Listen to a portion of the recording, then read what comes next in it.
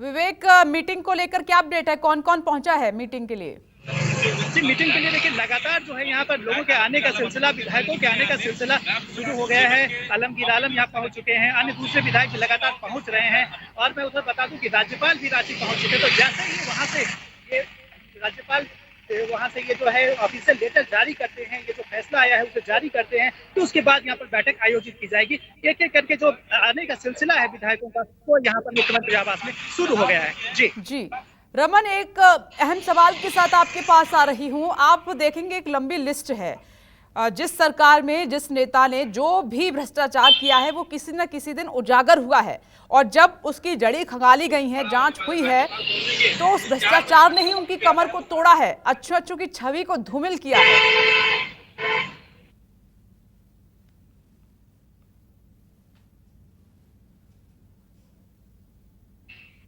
अभी रघुवर दास ने आरोप ये लगाया है कि जल, जंगल, जमीन, इनको प्रोटेक्ट करने की जिम्मेदारी वहाँ के मुख्यमंत्री की होती है, वहाँ के नेताओं की होती है। लेकिन जल, जंगल, जमीन के साथ साथ खनन पे भी जिस तरीके से एक चोट पहुंचाया है, जिस तरीके से उनको अपने नाम करने की कोशिश की है, उस मामले में ही चुनाव आयोग ने चिट्ठी राज्यपाल को भेजी है, राजभवन को भेजी है। अब एक बड़ा आरोप आपने सुना होगा कि रघुवर दास ने यह भी लगाया कि कल्पना सोरेन, जो कि हेमंत सोरेन की पत्नी है, उन्होंने भी खनन आवंटित किया अपने नाम पे। यानी कि कह सकते हैं कि अगर कल्पना सोरेन को मुख्यमंत्री बनाया जाता है तो हो सकता है कि बीजेपी फिर से उनके खिलाफ भी मामला दायर करे, क्योंकि पूरे परिवार को एक अपने भूमिका में लेते हुए बीजेपी ये तय करना चाहती है कि पूरा परिवार भ्रष्टाचार में लिप्त है और हेमंत सोरेन के पास किसी दूसरे विधायक को मुख्यमंत्री बनाने का अलावा कोई चारा नहीं बचता है। आप रमन बहुत इंपॉर्टेंट बात कह रहे हैं। एक बड़ी खबर का रुख कर लेते हैं इस वक्त, जो कि विवेक चंद्रा दे रहे हैं जानकारी की। सीएम हेमंत सोरेन के घर पर कई मंत्री पहुंचे हैं, उनके पहुंचने का सिलसिला लगातार जारी भी है। और अब देखते हैं, क्योंकि राज्यपाल का फैसला क्या आना है, जो सिफारिश भेजी गई है वो किस तरह से सार्वजनिक करते हैं, उसके बाद हो सकता है कि कोई डिसीजन हो।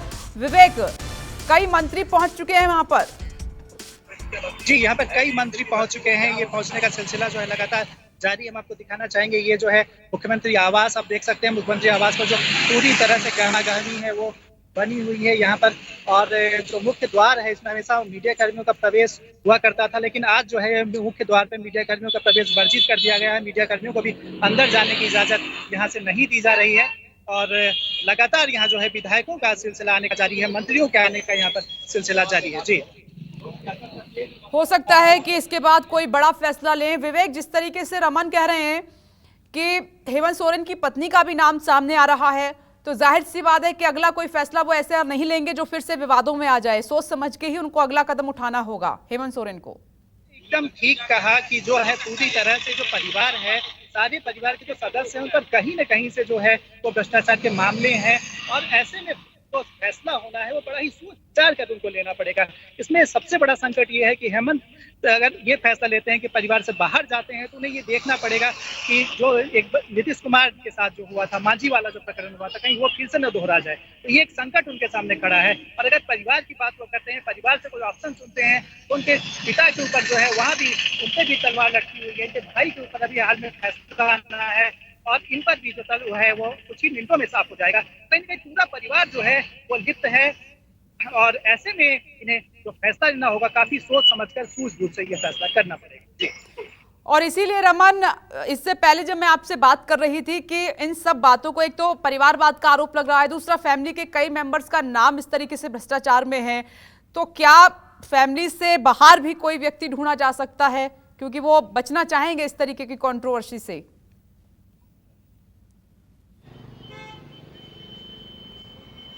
बिल्कुल, देखिए कि कई नामों पे चर्चा हो रही है जो कि हेमंत सोरेन के काफ़ी करीबी हैं, उनके भरोसेमंद हैं, उनके विश्वास पात्र हैं।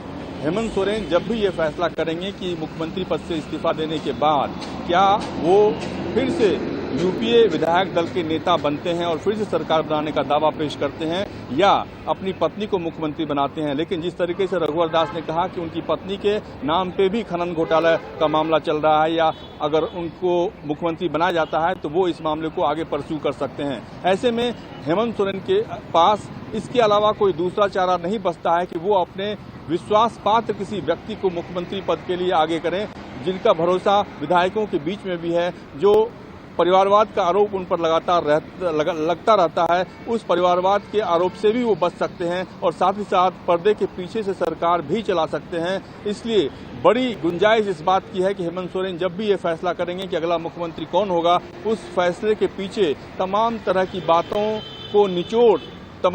बातों का निचोड़ करने के बाद ही वो फैसला लेंगे, क्योंकि ऐसा फैसला वो नहीं लेना चाहेंगे कि कुछ ही दिनों के बाद उन्हें फिर से कटघरे में खड़ा कर दिया जाए।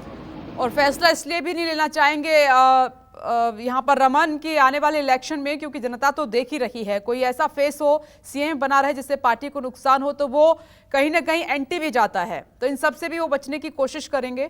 ऋषिकेश, वैसे तो बीजेपी के तमाम नेता एक्टिव हैं, हालांकि झारखंड में बीजेपी की राह इतनी आसान नहीं है संख्या बल के हिसाब से, फिर भी नेता बहुत एक्टिव दिखाई दे रहे हैं बीजेपी के।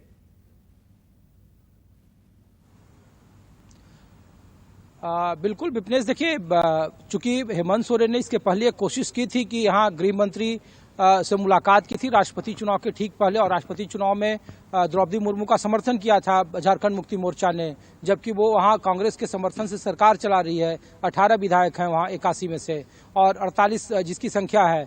लेकिन उसके बावजूद देखिए बीजेपी के जो अलग अलग वहाँ के लोग हैं, हेमंत सोरेन के सदस्यता और वहाँ दोबारा चुनाव कराए जाने को लेकर आपसी खींचतान में है।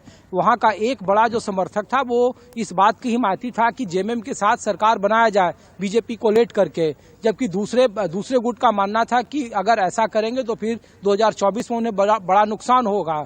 इसीलिए जब निशिकांत दुबे बार बार, जो कि सबसे ज्यादा मुखर तौर पर वो बोल रहे थे हेमंत सोरेन के खिलाफ, जिनके कार्यकाल में 36 मुकदमे दर्ज किए गए निशिकांत दुबे पर, जो देवघर से सांसद हैं, और वो बार बार कह रहे हैं कि इस्तीफा देकर चुनाव में जाना चाहिए पार्टी को, और वो चुनाव की बार बार मांग कर रहे हैं। तो बीजेपी की कोशिश यह है कि इस तरह के मामले में अगर संवैधानिक अड़चन पैदा होती है और अगर चुनाव लड़ने से रोक दिया जाता है, क्योंकि परिवार के जो 3 और सदस्य हैं, देखिए बसंत सोरेन जो इनके भाई हैं, दुमका से उपचुनाव जीते हैं, उन पर 29 तारीख को चुनाव आयोग में फैसला आना है, उन पे चल रहा है, उन पर सुनवाई चल रही है। पत्नी कल्पना सोरेन पर लगातार हमलावर है बीजेपी, क्योंकि लगता है कि अपनी पत्नी को विधायक दल का नेता चुन सकते हैं अगर इनके चुनाव लड़ने पर रोक लगाई जाती है तो ये सब चीजों की किलेबंदी हो रही है।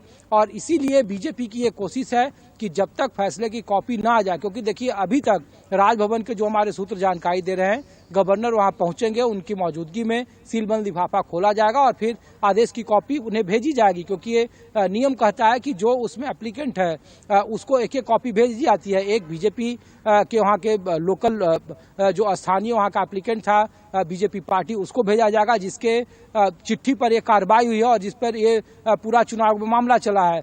और जो 10 जुलाई 2021 को जो दोबारा खनन का आवंटन हुआ, उसको लेकर जो लाभ का पद बताया जा रहा है और प्रिवेंशन ऑफ करप्शन एक्ट के तहत जिस पे कार्रवाई करने की बात की जा रही है, तो ये एक बड़ा बदलाव है। लेकिन बीजेपी का एक वर्ग चुनाव का समर्थक है तो दूसरा चाहता है। देखते हैं कि अगली अब इसकी तस्वीर क्या निकलकर सामने आती है। फिलहाल तो राज्यपाल का जो सार्वजनिक करना है, उनको जो सिफारिश भेजी गई इलेक्शन कमीशन की तरफ से, जिस फैसले को सार्वजनिक करना है, उसका इंतजार हो रहा है।